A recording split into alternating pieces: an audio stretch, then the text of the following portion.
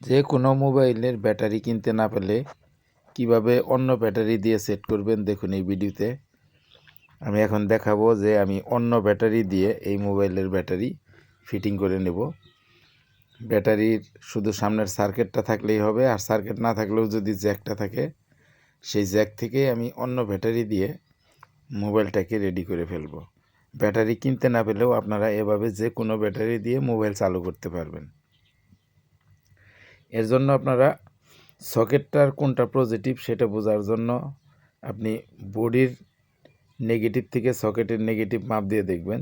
বডির নেগেটিভ থেকে সকেটে যেটা মাপ দিবেন, যেটা বেশি উঠবে সেটাই কিন্তু নেগেটিভ, আর বডির থেকে যেটা কম উঠবে সেটা পজিটিভ।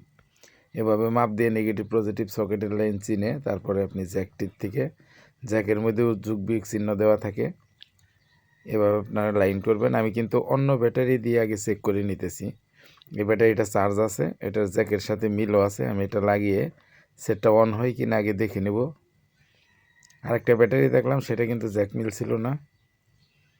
দেখেন সেট অন হয়। আমি এখন অন্য আরেকটি ব্যাটারি দিয়ে, এটার আগের যে জ্যাকটা ছিল, এটা ব্যাটারি লাইনের যে কানেকশন, এটার সাথে আমি কীভাবে লাইন করি দেখেন। এটাই শুধু 3টা লাইন আছে, নেগেটিভ পজিটিভ আর মাঝখানে আরেকটা লাইন। এভাবে 3টা লাইনে আমি সার্কিটের লাইনগুলো ঘষে পরিষ্কার করে রাং ধরিয়ে নিলাম।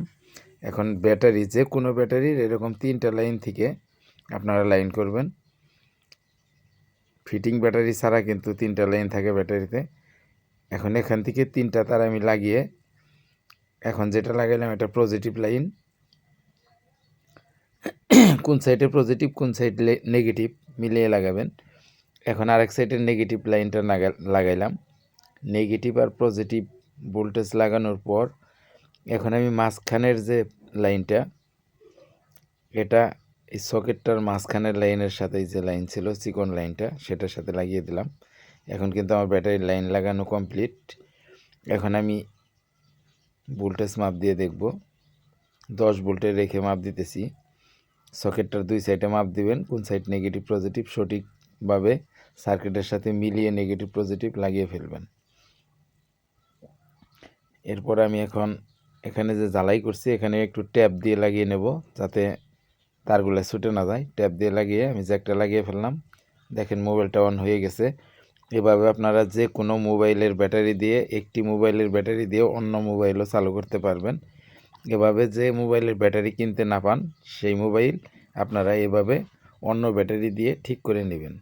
ব্যাটারির জন্য মোবাইল ফেলে দিতে হবে না, মোবাইল আপনারা এভাবে ঠিক করে নেবেন।